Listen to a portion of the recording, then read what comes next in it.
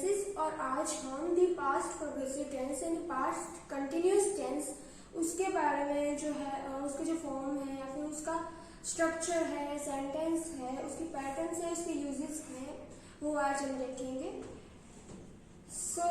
अभी हमने simple past tense में देखा था कि उसका फॉर्म क्या है। अब जब पास्ट प्रोग्रेसिव टेंस है यानी पास्ट कंटिन्यूअस टेंस है तो सबसे पहले तो अगर हम उसका फॉर्म देखें then subject plus was and were and present participle यानी कि वर्ब प्लस आईएनजी यानी कि प्रेजेंट पार्टिसिपल यानी कि जो फर्स्ट है V1 है वर्ब का फर्स्ट फॉर्म उसके साथ क्या लगेगा ING because it is a progressive tense. हमेशा जो भी हम कभी भी फ्यूचर है या फिर प्रेजेंट है या फिर पास्ट है प्रोग्रेसिव टेंस की बात करते हैं then we are use the ING with the verb. तो हमारा जो फॉर्म है उसके अकॉर्डिंग यहाँ पे मैंने एग्जांपल लिखा है he was writing a letter is our subject was were and verb is write plus ING writing a letter is our object. तो इस तरह से प्रोग्रेसिव पास्ट मतलब पास्ट प्रोग्रेसिव टेंस है वो उसका स्ट्रक्चर होता है। अब जब भी हम नेगेटिव सेंटेंस की बात करते हैं in the past progressive tense में then the negative sentence in the past progressive tense like he was not writing a letter. The past progressive tense has the form was were plus present participle verb ing। जैसे कि मैंने यहाँ पे एक example लिखा वैसे दूसरे example है the girls were singing, the children were playing। The negative sentence are formed by placing not between was were and the present participle यानी कि जब भी हम यूज करते हैं नेगेटिव सेंटेंस जब हम फॉर्म कर रहे हैं स्ट्रक्चर में तो नेगेटिव सेंटेंस में नॉट लगेगा between the was were and the present participle यानी कि जो भी was were है वो और प्रेजेंट पार्टिसिपल यानी हमारा वर्ब है सेंटेंस में उसके आगे क्या लगेगा not in the negative sentence. अब नेगेटिव सेंटेंस की बात है तो नॉट लगता है then we are going to the understand interrogative sentence when we are use the interrogative sentence तो इंट्रोगेटिव सेंटेंस में क्या होगा the interrogative sentence are formed by placing was were before the subject and not before the subject यानी कि subject के आगे क्या लगेगा was were यानी कि जो हमारा सेंटेंस है इंट्रोगेटिव सेंटेंस वो स्टार्ट कहाँ से होगा तो was were से स्टार्ट होगा।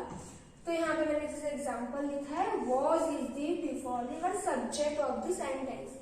तो ये हमारा जो सब्जेक्ट है उसके आगे लगेगा was अगर अकॉर्डिंग टू अवर सब्जेक्ट की सब्जेक्ट क्या है उसके अकॉर्डिंग हम was या were लगाएंगे। यहाँ पे हमारा सब्जेक्ट है is और we are using the was and हमारा जो वर्ब है वो ing में आएगा यानी कि verb plus ing and our object is our letter। अब हम जब बात कर रहे हैं नेगेटिव और इंट्रोगेटिव सेंटेंस की जब इंट्रोगेटिव और नेगेटिव दोनों सेंटेंस हम फॉर्म कर रहे हैं हम बना रहे हैं then we are using also not and also was and were।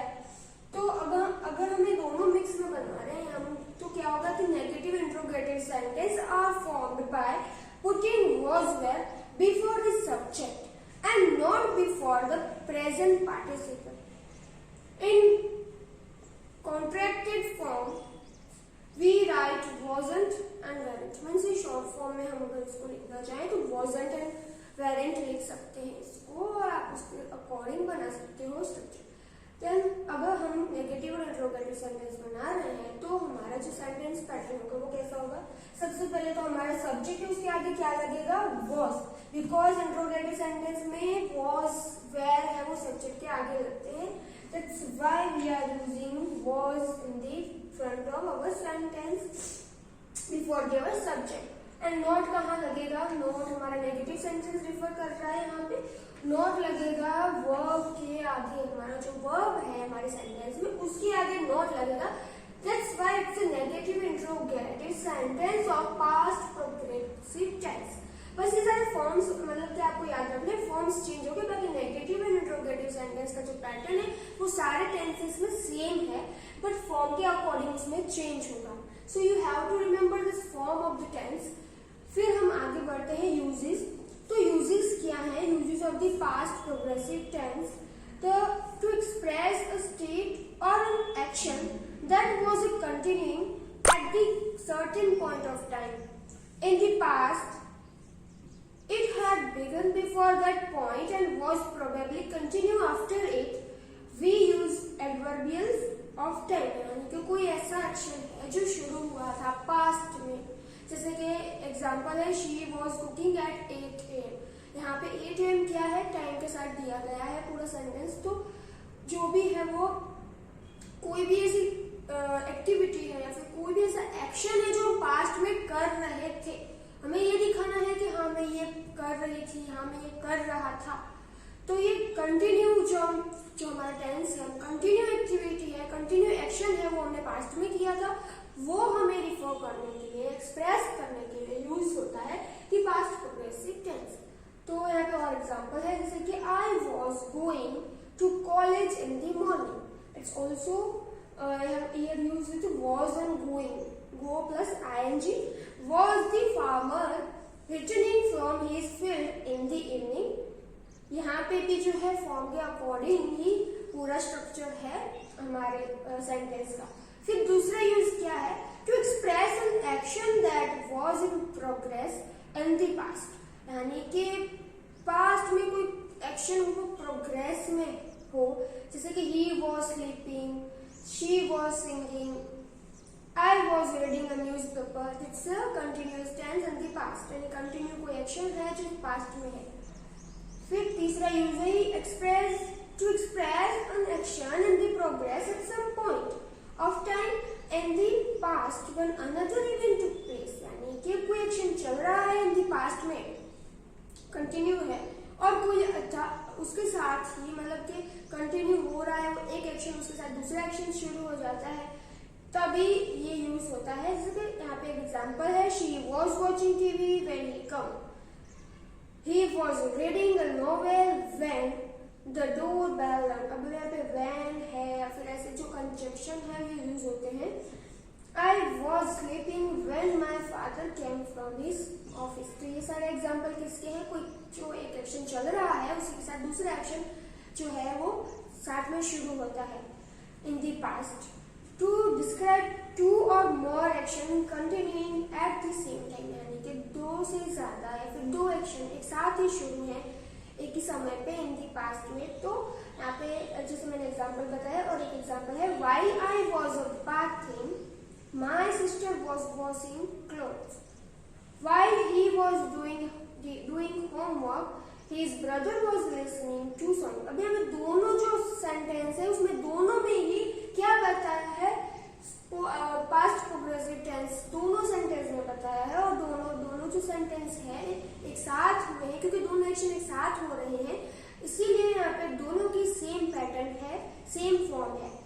अब आगे जो लास्ट उसका यूज है वो है to indicate a frequently repeated action or present habit in the past. अब आपकी कोई हैबिट है या फिर फ्रीक्वेंटली रिपीटेड हम जो कोई एक्शन कर रहे हैं, रेगुलर एक्शन वो हमारा जो हम डेली करते हैं उसको दिखाने के लिए इन द पास्ट में प्रोग्रेस, तो हम इसके लिए भी पास्ट प्रोग्रेसिव टेंस का यूज करते हैं एक्सप्रेस करने के लिए। He was continuously complaining about something or others, यानी कि उसकी आदत है कंप्लेन करने की। So we are when we are want to express a continuous habit, we are using in the past, we are having in the past। तो ये जो हमारा पास्ट प्रोग्रेसिव टेंस है वो यूज होता है। She was always finding। अब यहाँ पे देखिए continuously, always, ये सारे कीवर्ड्स यूज किए हैं बिकॉज ये हैबिट है या फिर रेगुलर एक्शन है जो हम डेली करते हैं। That's why we are using always continuously. She was always finding fault with my work.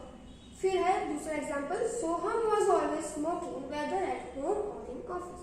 तो हमारा जो ये पास्ट प्रोग्रेसिव टेंस है इसके यूजेस इतने हैं और इसका फॉर्म आपको मेन याद रखना है। इस फॉर्म के अकॉर्डिंग आप नेगेटिव इंट्रोगेटिव और negative interrogative sentence and other sentence है वो आपको आइडेंटिफाई भी आप कर सकते हो कि इसमें कौन सा टेंस यूज हुआ है। यू आर श्योर कि उस टेंस के साथ कौन सा फॉर्म लगेगा और कौन से वर्ब लगेंगे, उसका स्ट्रक्चर क्या होगा। क्योंकि एमसीक्यू में या फिलिंग द ब्लैंक में आपको ये क्वेश्चन पूछ सकते हैं इन द एग्जाम, या फिर फॉर्म को चेंज करने में भी पूछ सकते हैं, डायरेक्ट स्पीच में भी होते हैं. So you have to remember form of this tense. तो आगे हमारा जो टेंस है वो नेक्स्ट वीडियो में पढ़ेंगे. I hope you understand. आपको इसके और अदर एग्जाम्पल्स आपकी बुक में लिखने हैं, ग्रामर बुक में एक्सरसाइज भी सॉल्व करनी है, आपको लिखनी है आपकी ग्रामर बुक में. तो तब तक have a nice day. Thank you and take care.